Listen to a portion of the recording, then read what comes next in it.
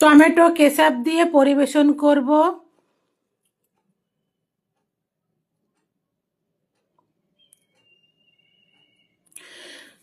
প্রথমে চাউমিনটা আমি প্যাকেট থেকে ঢেলে নিলাম। তারপরে চাউমিনটা গরম জলটা ফুটছে, ফোটার পরে আমি চাউমিনটা দিয়ে দেব।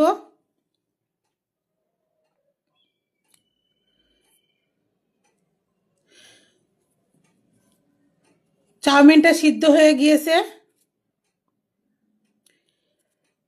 এবার চাউমিনটা আমি ছেঁকে নেব।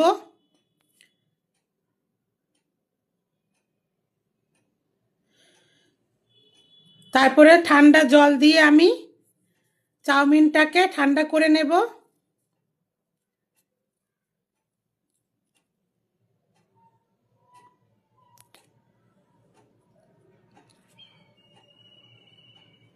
এরপরে আমি কড়াইয়ের ভিতরে তেল দিয়ে দেশি বাদামটা নিয়ে নিলাম, ভেজে নিচ্ছি।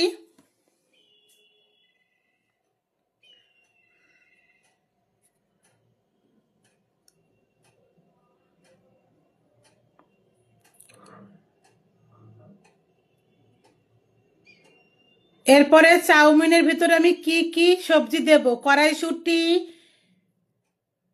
শসা মানে ক্ষীরা, টমেটো, গাজর, পেঁয়াজ কুচি এই দিয়ে দিলাম আমি।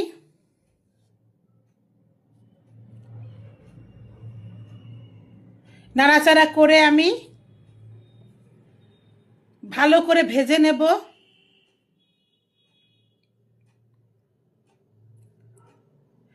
ভাজা হয়ে গিয়েছে, এবার আমি তুলে নেব।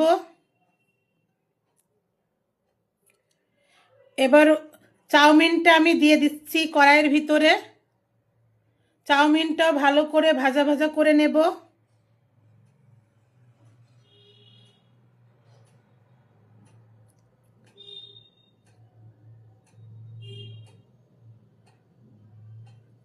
স্বাদ মতো নুন দিয়ে দিলাম।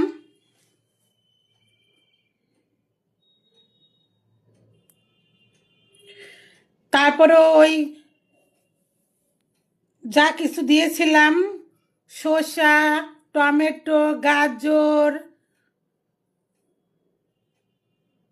কড়াইশুঁটি, ওটা আমি ওর ভিতরে দিয়ে নাড়াচাড়া করে নেব ভালো করে।